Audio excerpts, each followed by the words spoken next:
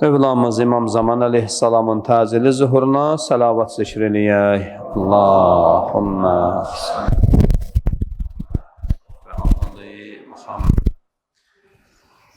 Yaralı əsgər qazi qardaşlarımız var. Onlar başda olmaqla cəmiyyən xəstələrin, xüsusən iltiması dua ilə deyən xəstələrimiz var. Acil şəfa tapmalarını salavat zikr eləyək. Allahümme salli ala Muhammed və ali Muhammed. Zindanlarda olan məhbusların müşkillərinin həll olunmasına xatir, cəmiyyən sürücülərimizin salamatçılığına xatir, ordumuz, əsgər zabitlərimiz vətənin keşiyində, sərhəddə, səngərdə salamatçılıqlarına xatir salavat zikr eləyək.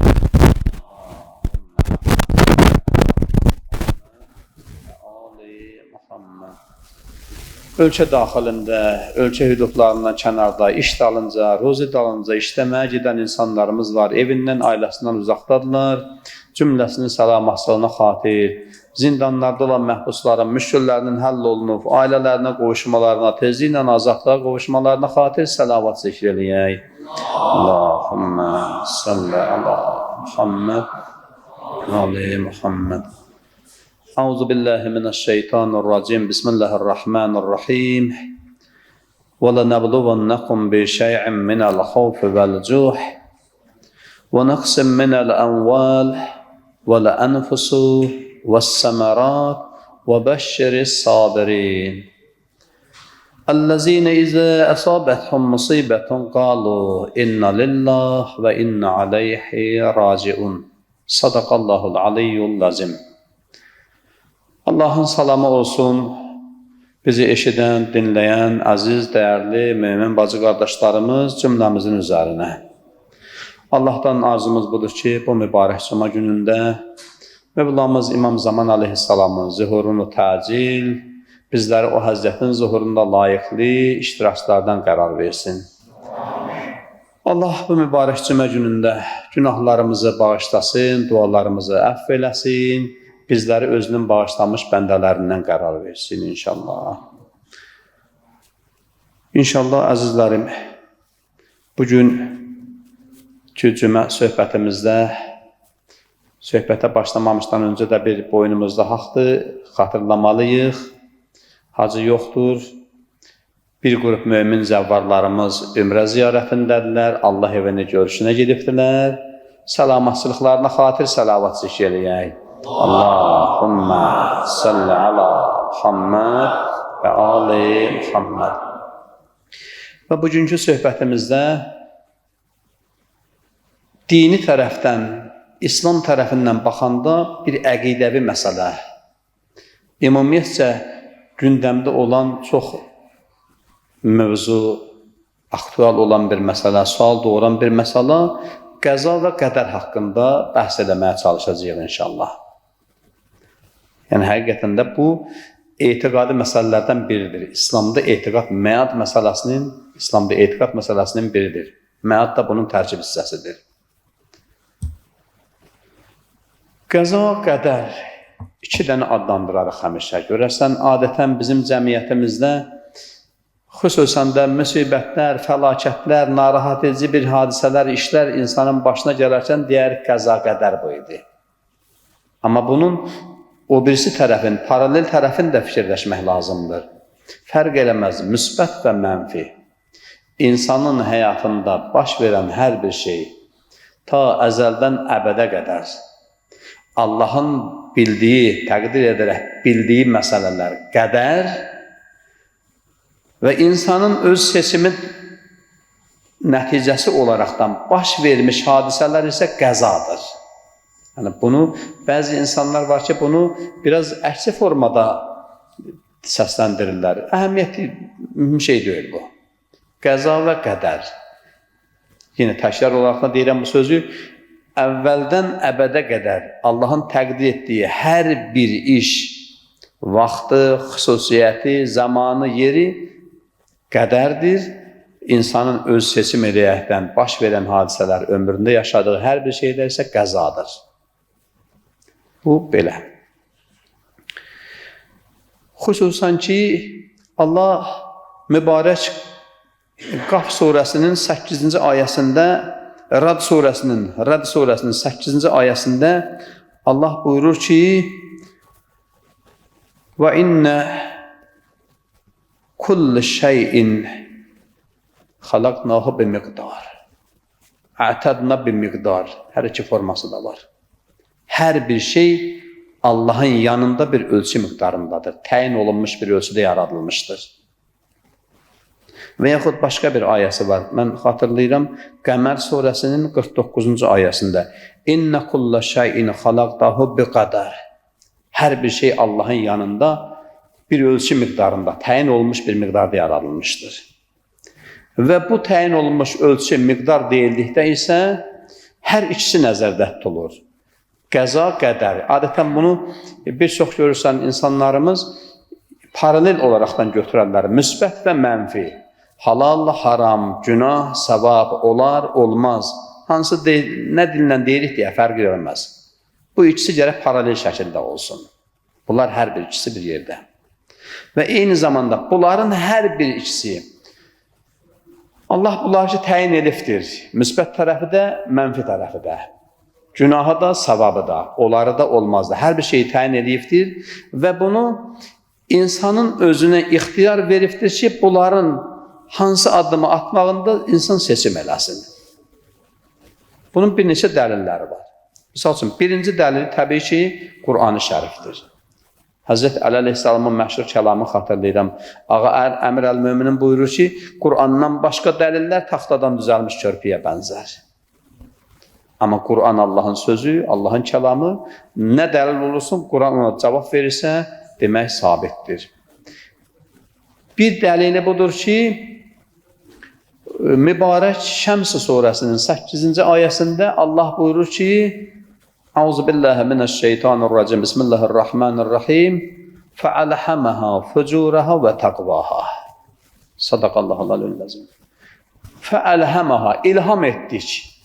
Fujuraha ve taqvaha. İkisində fücuru da, fitnə, fəsad, haram, günah bunları da və təqvanı da. İkisində insana ilham etdik. İnsana bəyan olunub bunlar hamısı.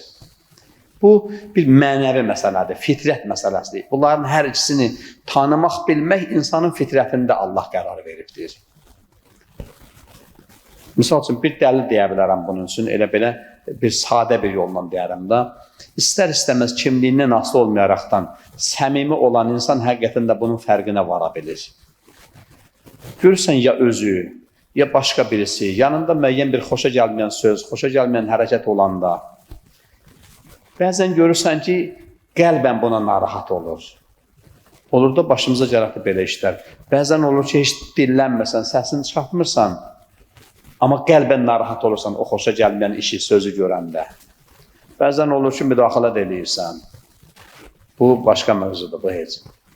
Yəni, insan qəlbən səmimi olanda bunları hiss edir. Eyni zamanda əksi tərəfi olan müsbət tərəfi də. Gözəl bir iş, gözəl bir söz baş verəndə insandan, ya özündən, ya qeyrisindən bir xoşhallıq gəldi insana, bir rahatçılıq gəldi insana.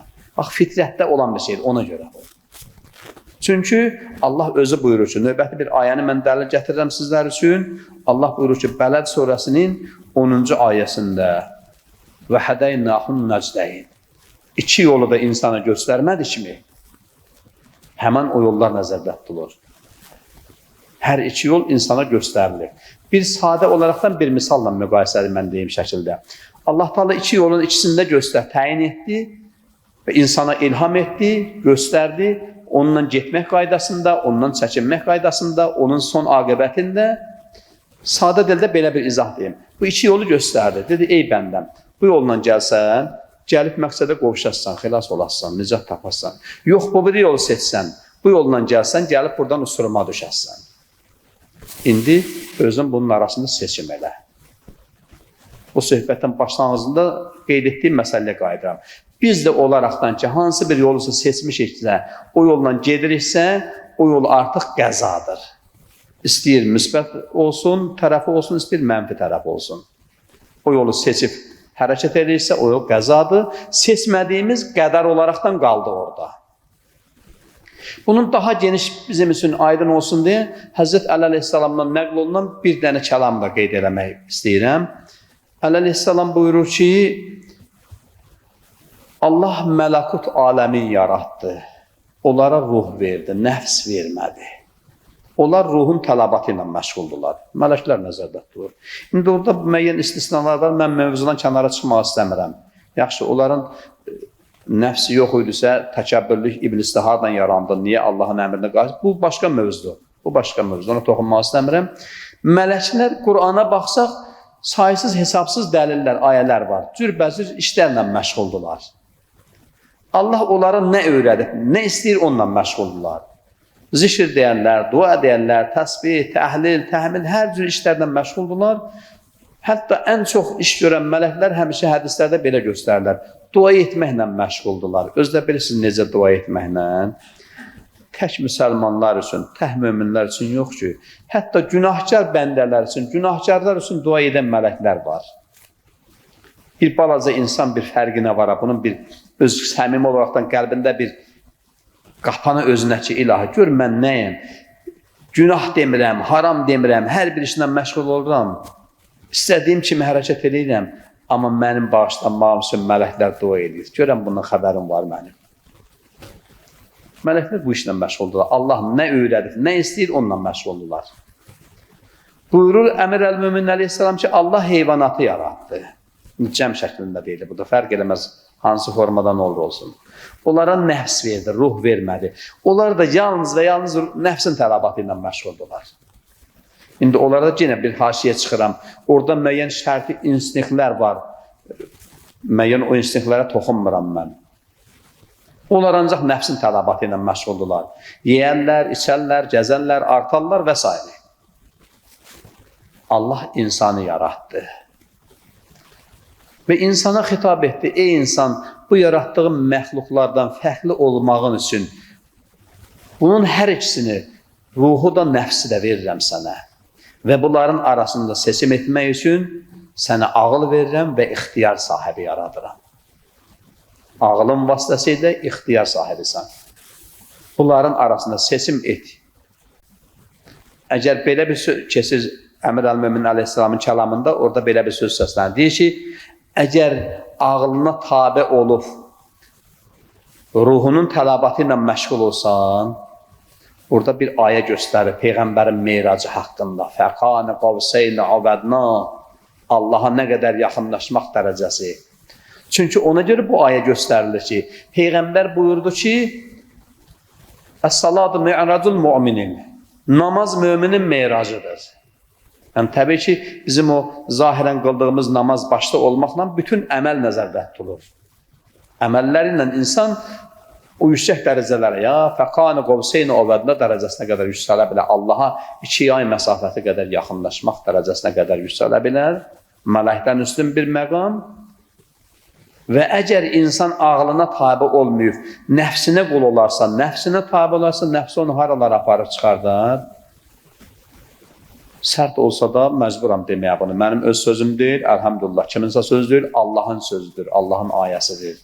2 dənə ayə deyəcəm sizə. Biri çoxumuzun əzbər bildiyimiz Tin surəsində Allah buyurur, "Summa radadnahu asfala safilin." Sonra o alçaqlar alçaq dərəcəsinə iner. Hələ bundan da sərt dediyi ayə bilirsiniz hansıdır? Ərəf surəsinin 179-cu ayəsi. Uzun ayədir.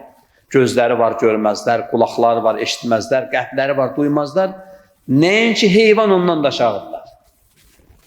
Nəfsinə tabi olan insan, nəfsi insanı o dərəcələrə aparıb çıxardar. Və əgər hansı bir insan ağılına hərəkət edərəkdən, ağılla söykənərəkdən, ruhuna tabi olarsa, Allahın istədiyi istiqamətə yönələrsə, mələkdən üstün bir dərəcə. Yox, əgər ağılına söykənməyib, nəfsinə tabi olarsa, qeyd etdiyimiz həmən aşağı dərəcələr. Və bu dərəcələr arasında seçim etmək insanın öz ixtiyarına buraxılmışdır. Əgər ixtiyarına buraxılmasaydı, onda o biri məxluqlardan nə fərqi ola bilərdi ki? O biri məxluqlardan fərqi yoxdur. Mələkdən tutmuş heyvana, hər bir şeyə qədər. O biri məxluqlardan insanın fərqi yalnız və yalnız ağlı ilə ibarətdir. Ağıldan ibarətdir. İnsan gərək burada ağlına heç vaxtı əldən verməsin. Heç vaxtı gərək ağılsız hərəkət eləməsin. Ağılla söykən hərəkət eləməyə çalışsın.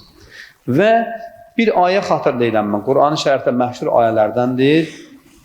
Demək, Nəcm surəsinin 39-cu ayəsi.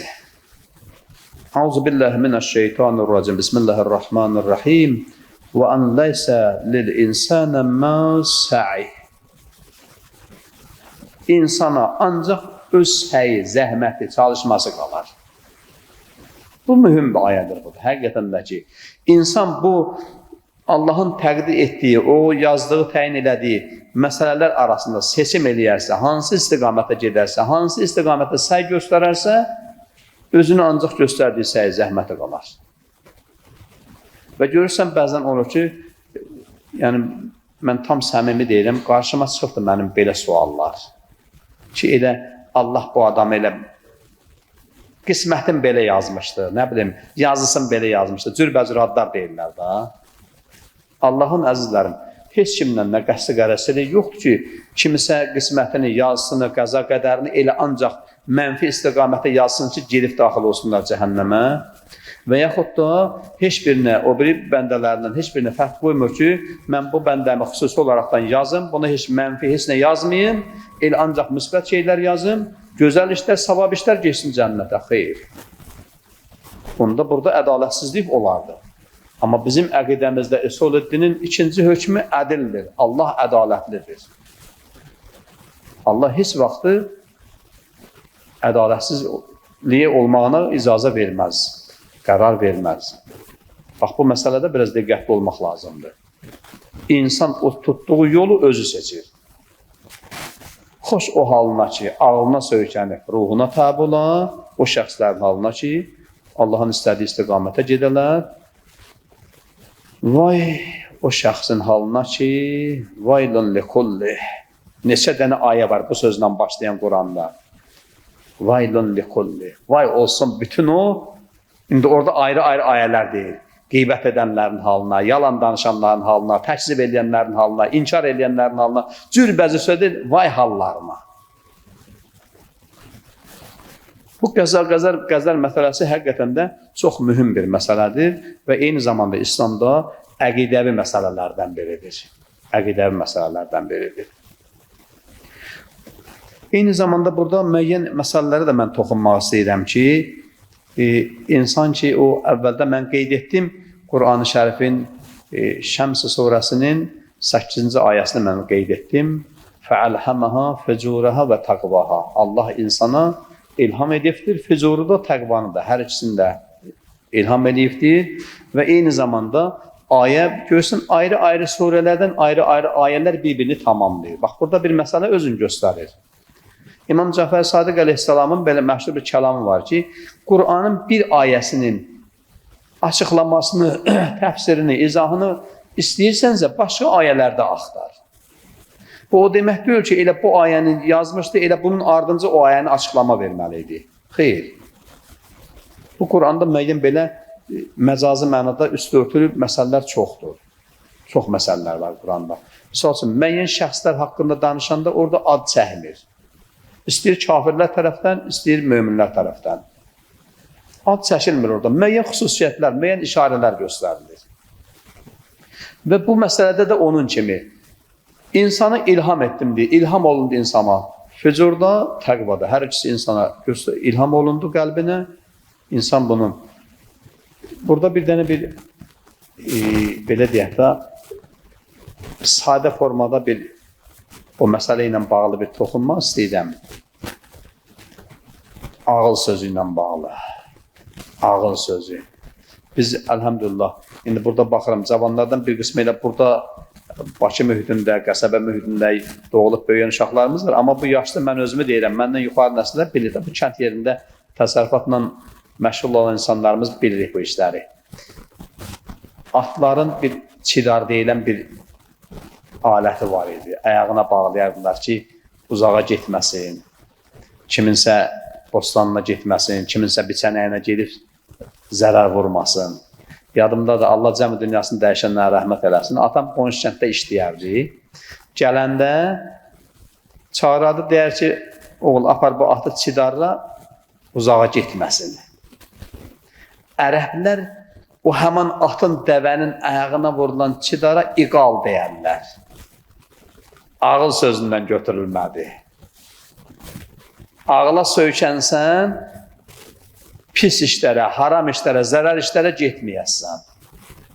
Atın, dəvənin ayağına vurulan həman çidarı iqal adlandırırlar ki, ya bu nəyyə bəhəmətəl iqal. Bu dəvəni çidarına gedib zərər verməsin kiməsə, harəsə zərər verəcəklərə, kiminsə bostanına, kiminsə biçənəyinə getməsin.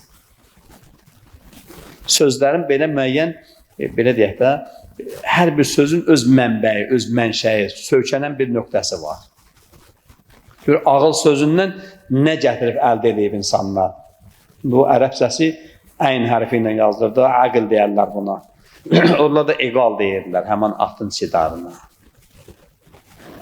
Buradan belə bir nəticə əldə eləmək olur ki, Allah cəm dünyasını dəyişən ustadlarımıza, müəllimlərimizə rəhmət eləsin, qalanların ömrünə, elminə bərəkət versin. Bir müəllimimiz var idi, Həsən əmi var idi, Zardaf rayonundan idi. Bir neçə onun Quran dərslərində iştirak eləmişik. Belə bir söz deyərdi. Deyərdi ki, elə məqsəddə həman ağılla iqal eyni söz kökündə ona görədir ki, biz də ağlımıza söykənib nəfsimizi çidarlayaq. Nəfsimizə çidar vuraq ki, bizi aparıb cəhənnəmə, harama, qadağan olmuş yerlərə çıxartmasın bizi. Eyni sözlər, eyni köklərdən gələn məsələlərdir. Və insan da bu işlərdə ixtiyar sahibidir. Əgər əvvəldə qeyd etdiyim kimi, əgər bu işlərdə insan ixtiyar sahibi olmasaydı, onda o bir məxluqlardan heç bir fərqi olmazdı. Məhz bu əqidə məsələsində diqqətli olmaq lazımdır ki, əvvəlin başlanğıcında qeyd etdiyim məsələni bir də təkrar olsa, bir də qeyd edirəm mən. O iki yol ki, Allah insana göstəribdir, təyin edibdir, insana ağıl veribdir, seçim etmək hüququ veribdir. Böyüklərimiz həmişə deyərlər ki, Allah insanı fail-i muxtar yaradıbdır. Fail, feil, hərəkət, muxtar da ixtiyar sahibi. Bax, həmən o iki məsələdə ixtiyar sahibi yaradıbdır. İxtiyar sahibi yaradıbdır. Və əgər bunlar olmasaydı, bunlara söykənərəkdən, ağla söykənərəkdən insan elədiyi seçim, getdiyi yol, baş verdiyi fərqi yoxdur. Müsbət, mənfi. Xoşa gəlməz olsun, günah olsun, müsibət olsun, bəla olsun, qəza olsun, nə olur olsun. Bunlar baş verirsə, özü seçibdir, baş verir və bu qəzadır. Qədər qaldı o tərəfdə, seçmədiyimiz tərəfdə. Seçmədik qaldı orada qədər olaraqdan. Bax, bu məsələ görürsünüz, bəzi yerlərdə var ki, bunu elə ikisini bir yerdə adlandırırlar və yaxud yanlış formulada fərq eləməz bunu. Qəza və qədər, iki dənədir. Baş verən və verməyən. O əldə olunan nəticələrdə həmin söylədiyim ayə söykənir ki, Allah buyurur ki, وَاَنْ نَسَلِ الْاِنْسَانَ مَا سَيْ İnsana öz səyinin nəticəsi qalar. Demək, buradan belə başa düşülür ki, insanın həyatda, mən ümumilikdə deyirəm, kimliyindən asılı olmayaraq da, əzizlərim, Allah birinci Allah qarşısında, evdə, ailədə, məclisdə, avtobusda, işdə, məsciddə, harada olur olsun, yolda, harada olur olsun, nə göstəricisi varsa, nə dərəcəsi varsa, nə məqamı varsa, özü qazanıbdır bunu, öz qazancının, öz zəhmətinin nəticəsidir bu. Heç kimi, heç vaxtı zəhmətinin qarşılığın olmayan şey verilməz. Tutaq ki, belə bir sadə bir misal çəkim da, bir 10 il, bizim vaxtımızda 10 il idi, indi 11 il oxuyurlar orta məktəbdə, get bir 4-5 ildə ali məktəb oxu, institut, universitet oxu, nə bilim, bir ildə magistratur oxu, diplomlar al, imtihanlar keç, bunlar həyata keçməsə, gəlib səni burada oturmazlar ki, sən burada məktəbdə otur müəllimə dərsli. Bu zəhmətin, bu qarşılıq nəticəsi olaraqdan. İnsan da heç vaxtda bu proseslərdən keçməsə, bu imtihanlardan keçməsə, o dərslərdə oturmasa, o dərslərdən nəticə əldə edib bir şey qazanıb, ortalığa bir şey çıxartmasa, onu ya cənnətə, ya cəhənnəmə atılması heç vaxtı. Bax, bu buna bənzəyən bir prosesdir. Eyni həman prosesdir. Kim ki, ağlına söykənərəkdən, ruhuna tabi olaraqdan hərəkət eləyərsə, yenə də təkrar olsa deyirəm, xoş o şəxsin halına. Yox, kim ki, ağlına söykənmir, nəfsinə tabi olur, nəfs onu aparıb haralara çıxardır, dediyimiz kimi ayələr göstərir bizlərə bunu. Allah bu mübarək cümə gününə xatir, bizləri ağlına söykənərəkdən, ruhuna tabi olan bəndələrindən qərar versin. Amin. Allah bizləri heç vaxtı nəfsini tabi olan bəndələri sırasında qərar verməsin. Amin. Allah günahlarımızı bağışlamamış bizləri bu dünyadan aparmasın. Amin. Bugün Mövlamız İmam Zaman əleyhissalamın günüdür. Allah o Həzrətin zuhurunu təcil və bizləri də o zuhurun iştirakçılarından qərar versin. Amin. Allah dünyamızı əmin-amanlıq, bəşəriyyətə sülh, əmin-amanlıq gətirsin. Cəmiyyən dünyasını dəyişənlərimizi Peyğəmbər, Ali Peyğəmbər şəfaətini nəsib eləsin. Allah bizləri həm bu dünyamızda, həm axirətimizdə Quran və Əhl-i Beytdən ayrı salmasın. Amin. Və xüsusən ki, iltiması dua edən insanlarımız var, xəstəsi olan, müşkülü olan, Allah tezliklə cəmi xəstələrə acil şifa, müşkül olan işlərimizi həll rəva eləsin. Amin. Allah ordumuz, əsgər zabitlərimiz vətənin keşiyində, sərhəddə, səngərdə, yerin göyün afatı bəlasından, düşmən gülləsindən, düşmən hilləsindən amanda qərar versin. Allah zindanlarda olan məhbusların müşküllərini həll edərək tezliklə azadlığa qovuştursun. Evindən, ailəsindən uzaqda olan insanlar var, ölkə daxilində, tutaq ki, rayondan olub Bakıya işləməyə gələnlər var, Bakıda olub müəyyən bölgələrə işləməyə gedənlərimiz var. Ölkədən kənara, ayrı-ayrı qürbət ölkələrə gedən insanlarımız var. Allah sağ-salamat işverdi, avant, özlərini sağ-salamat əhl-əyalına qovuştursun inşallah. Amin. Və xüsusən ki, görürsən, bəzi insanlarımız var ki, müəyyən havalar dəyişən vaxtı yada düşür. Amma siz hamınız şahidsiniz, Allah şahiddir ki, biz heç vaxtı havadan asılı olmayaraqdan həmişə məsciddə dualarımızda sürücülərimizi unutmuruq. Allah cəmi sürücülərimizi sağ-salamat, qəzasız, bəlasız mənzilinə qovuştursun. Allah övlad arzusunda olan ailələrimiz var. Əməl salih övladlar nəsib eləməklə sevindirsin. Allah bizləri bağışlamamış bu dünyadan aparmasın. Ömrümüzün sonuna qədər Allaha ibadət, itaət və layiqli bəndə olmağı Allah bizlərə nəsib eləsin. İbadət itaətlərimizin, dualarımızın, hacətlərimizin qəbuluna, günahlarımızın bağışlanmasına xatir 3 ucalı salavat zikr eləyək. Allahümmə salli ala Muhammed və ali Muhammed. Cəmiyyən xəstələrin acil şəfa tapmasına xatir salavat zikr eləyək. Allahümmə salli ala Muhammed və ali Muhammed. Cəmiyyən sürücülərimizin salamatlığına xatir salavat zikr eləyək. Allahümmə salli ala Muhammed və ali Muhammed. Zindanlarda olan məhbusların, müşküllərin həll olunmasından ötəri salavat zikr eləyək. Allahümmə salli ala Muhammed və ali Muhammed. Ordumuz, əsgər zabitlərimiz və təlim keşiyində salamatçılıqlarına xatir salavat zikr eləyək. Allahümmə salli ala Muhammed. Sözlərimizin, ailələrimizin salamatçılığına xatir, dünyasında yaşanan vaxtlarımızı salamatla yalan edəyək.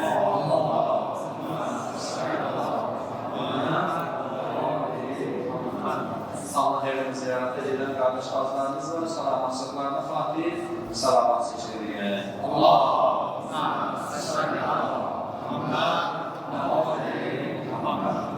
Cəmiyyən məscidlərə, xüsusən ibadət etdiyimiz İmam Həsən Əleyhisselamın olan məscidimizin əvvəl günlərin torpağın dolanmasında, fikirli irəli sürülməsində, bünürlərin başlanıb tikilməsində, bərk olunmasında xərs çəkən, zəhmət çəkən, əziyyət çəkən, mali ilə, pulu ilə, canı ilə fərq eləməz.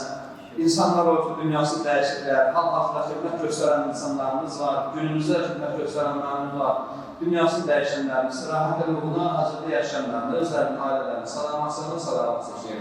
Allahümmə salli